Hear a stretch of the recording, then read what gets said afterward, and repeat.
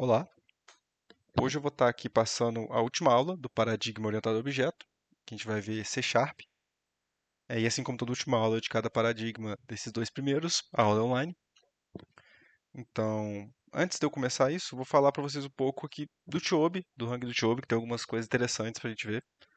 Aqui eu estou em abril, né, de 2024, e algumas coisas interessantes aqui é o que o C Sharp ele é a quinta mais usada, seguido de algumas que a gente também já estudou sobre, tem o C++ terceiro, JavaScript, Go, Ruby, que tá num mês que ele cresceu, subiu 5 posições, cresceu muito, e outras linguagens. E uma coisa interessante do C Sharp é que aqui tem o Hall da Fama das linguagens de programação, onde todo ano eles pegam a linguagem que mais teve aumento, mais cresceu, e dá o prêmio de linguagem do ano, e o C Sharp ganhou em 2023. A gente vê que, por exemplo, 2022 o C++, o Python que ganhou 3 anos aqui. Ou seja, o C Sharp ele é muito utilizado tanto em web, em jogos, em aplicativos. Ele é usado em basicamente em tudo da web ou da internet em si. É basicamente isso. Ele é moderno, então a gente vai perceber que muita coisa dele é parecido com o que a gente usa em outras linguagens. Ele é baseado no C++, o C dele não vem à toa, então a gente vai ver algumas semelhanças também. Tipagem forte, que a gente vai falar um pouco mais em segurança disso. E o tempo de compilação dele demora um pouco, o que tem muito a ver com ele ser seguro. Por que que isso acontece? Dentro do C Sharp, falando bem a fundo dele mesmo, de como que a linguagem funciona em compilação e por aí vai, ele compila o código primeiramente, ele usa um negócio chamado CLR, que é o Common Language Runtime, que ele compila para meio que um bytecode, assim como a JVM faz, antes de traduzir o código para o código, antes de traduzir o que foi escrito para o código de máquina. E nesse processo do CLR, ele já trata gerenciamento de memória, que é garbage collector, acesso, esse tipo de coisa, verificação de segurança, acesso a qual parte da memória o programa pode acessar, para não ter vazamento de memória, não mexer em coisa que não devia e por aí vai. Detectar erro em execução. Então, além do erro que ele detecta ali na hora que ele compila, dentro do CLR também na hora que ele executa o código, ele detecta esses erros. E o gerenciamento de threads e sincronização, ou seja, toda a parte dele de segurança vem nesse CLR e por isso que a compilação dele se torna demorada muitas vezes, se a gente for comparar com outras linguagens. Agora falando mais como a gente usa a linguagem em si, aqui a gente vai usar a biblioteca System, basicamente tudo, que a gente vai usar ela para printar, para ler e por aí vai. Aqui eu vou ter um código que ele fala um pouco melhor de tudo. Para eu escrever, eu uso console.writeline ou console.write. E para ler, no caso não vai estar aqui, não vai estar aqui, mas para ler normalmente a gente faz, tá aqui sim, ó. Console.readline, a gente lê uma linha. Então a gente vai ter ele aqui, ó, o exemplo ali, né? X igual a console.readline e o writeline ali. E quando a gente precisa printar uma variável, a gente usa isso aqui. Entre chaves a gente coloca um número. Então, se eu quisesse printar mais coisas, eu colocaria um aqui. E depois eu vou colocando aqui na vírgula tudo que eu quero printar. Então, se eu pegar esse código e tacar no replit, é, aula C Sharp. No caso aqui vai ter um código um pouco diferente. Eu não vou conseguir abrir, por isso que eu estou no VS Code, porque eu estou com um probleminha ali, mas basicamente toda vez que eu quiser printar, eu coloco um número, e se eu quiser printar mais coisas, eu coloco mais números e coloco mais variáveis aqui. Aí ele printaria para mim, ele substituiria esse chave 0 pelo i mais 1 e substituiria o chave 1 pelo média. Então é assim que ele funciona para esse tipo de string. Declaração de variável, a gente não precisa declarar o tipo explicitamente. A gente pode usar o var, que ele vai usar aquele mecanismo que a gente está acostumado de pegar esse 3 e transformar ele no tipo. Então ele vai detectar que o 3 é um int, então x é um int. Ou, uma boa prática, é a gente deixar explícito que isso é um int. Então int y igual a 2. Que eu não sou obrigado a inicializar a variável, por exemplo, que é algo que, quando eu declaro com var, eu sou obrigado a inicializar a variável com int não. Então isso já me facilita muito. Questão de casting, ele usa ponto .parse, então basicamente eu só vou colocar o tipo ponto .parse. Float.parse, string.parse e por aí vai. E se eu quiser converter de float para int, eu só uso esse castingzinho com os parênteses, igual a gente fez em C++ em algoritmos 1 e 2. Então aqui está um exemplo de eu lendo dois floats e depois fazendo uma soma da parte inteira deles. Então eu estou lendo com console.readline, já fazendo o float parse, para o var A e para o var B, e depois pegando a parte inteira do A e a parte inteira do B e somando no int sum e printando isso na tela. Então é bem simples a parte de caching dele. If else, idêntico ao C, o C Sharp, o C Sharp é idêntico ao C++ nisso, ou outras várias linguagens, não vou passar. Estudo de repetição, o while idêntico, o for idêntico, né? Aquele for que a gente já está acostumado. O do while, mesma coisa. Funções, é igual também, não muda muito. A gente usa o acesso dela, se é público, privado. O tipo de retorno, o nome e entre parênteses os parâmetros. Então não tem muito mistério aqui. Só o static aqui que está aqui de exemplo, mas é porque quando a gente faz funções do código, a gente usa static. Então, por exemplo, numa programação imperativa, eu tenho uma função. Eu vou usar o static. Então, esse cálculo média, eu estou usando static. Por quê? Porque o programa, ele roda dentro da class program. E eu não estou fazendo objeto dessa classe. E aí eu declaro isso aqui como static, porque ele é um método do programa, não é um método da classe, né? Ele é um método do código. E aí, para mim usar, tudo que eu declaro aqui dentro do program, a gente usa como static. Então, usando C Sharp imperativamente, eu preciso declarar o método assim. As funções, né? Questão de array. A declaração, ele tem um tipo int array, que é esse int com os dois colchetes, e eu dou um new int e inicializo o tamanho dele. É essa declaraçãozinha aqui, que está no exemplo também. Aqui, ó.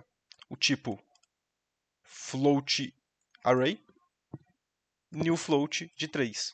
Aqui eu estou declarando um array de 3 float já inicializando ele. Ele, no caso, ele inicializa tudo como 0, se eu não me engano, mas teria que testar. O for each é a mesma coisa, a gente varre um array. Esse exercício vai ter esse aqui, que eu estou mostrando de exemplo, então não vai estar no relatório, vai ser outro exercício no relatório. Agora, para falar das classes. Aqui está meio cortado, deixa eu ver por quê. Não, não vai influenciar.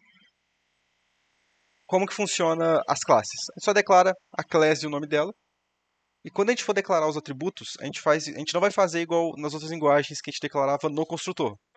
A gente declara os atributos separados. Então, deixa eu pegar o exemplo aqui. Vou fechar esse código. Vou pegar o exemplo. Aqui, ó. Se eu quisesse declarar um aluno, uma pessoa, o acesso dele, público, privado e por aí vai, o tipo e o nome da variável. E uma outra coisa que tem, que não está aqui no exemplo, é esse get e set. O que esse get e set faz para mim? Ele seta como vai ser a política de acesso da variável pública. Então, por exemplo, eu quero uma variável pública que ela só vai ter get. Eu não vou poder setar ela mesmo ela sendo pública. Eu só declaro que ela vai ter só o get aqui.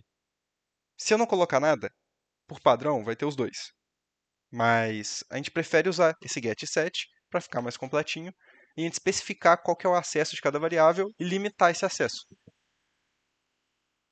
E no construtor, a gente declara, a gente chama a variável que a gente criou e é um construtor normalzinho. A única coisa que a gente usa por convenção é que o nome dos atributos da classe a gente deixa em maiúsculo e o que ele recebe a gente deixa em minúsculo. Então a gente não usa um tease, a gente não usa um self. Por padrão, por convenção no C Sharp, a gente usa maiúsculo e minúsculo.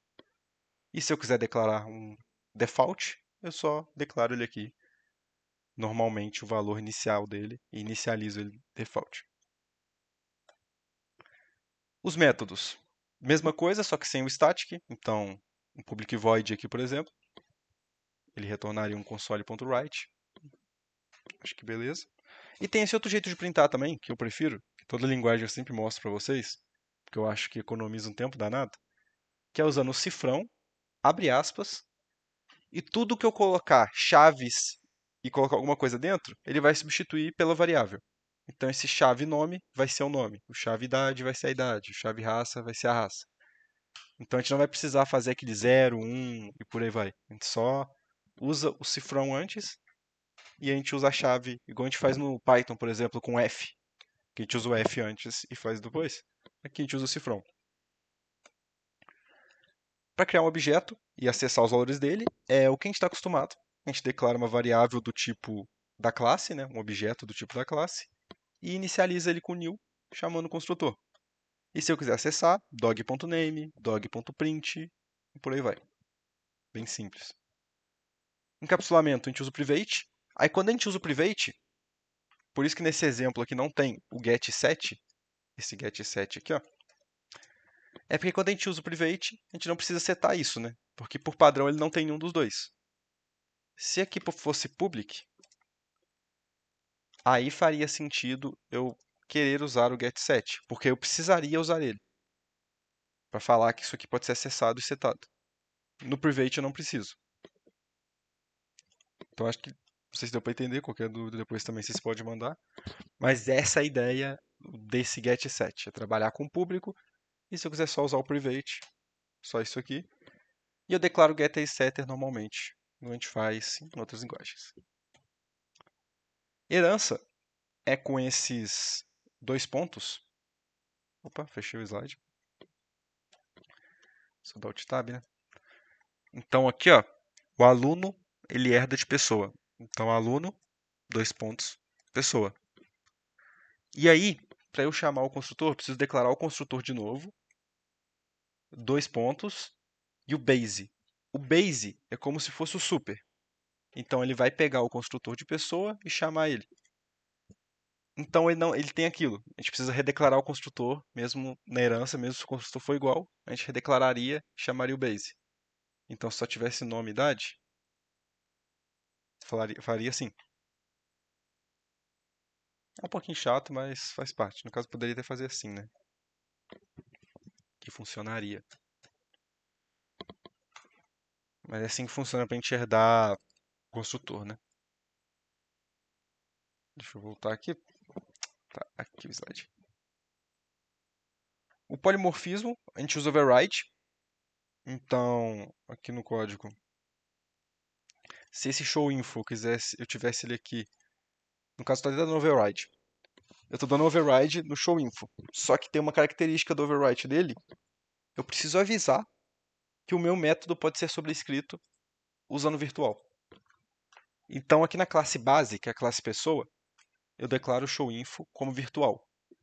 Ele não vai poder ser chamado, mas eu estou avisando que as outras classes vão sobrescrever ele. Então aqui eu estou dando override nele e sobrescrevendo o que eu declarei como virtual. Então essa é a ideia do override. A gente precisa avisar que vai ter esse override, mas funciona normalmente. Aqui no slide nem tem essa parte, mas vocês vendo o vídeo vocês vão saber. E aqui tem um exercício que eu vou passar, que é o relatório. E agora, isso aqui vai ficar até o dia da prova, né? Semana que vem é a nossa prova. E qualquer dúvida é só me mandar aí. Eu estou enviando também a devolutiva dos relatórios que vocês fizeram. Esse não vai dar tempo, né? Porque ele vai ficar até a hora da prova. Mas eu já enviei a maioria das devolutivas dos relatórios. Qualquer dúvida é só me chamar. Lembrando que na prova vocês vão poder consultar o slide e os códigos que vocês fizeram em sala. Não vai poder consultar qualquer IA generativa, qualquer coisa assim, ou fazer pesquisa no Google, porque eu já estou dando material de consulta para vocês. E é isso. Até o dia da prova. Muito obrigado.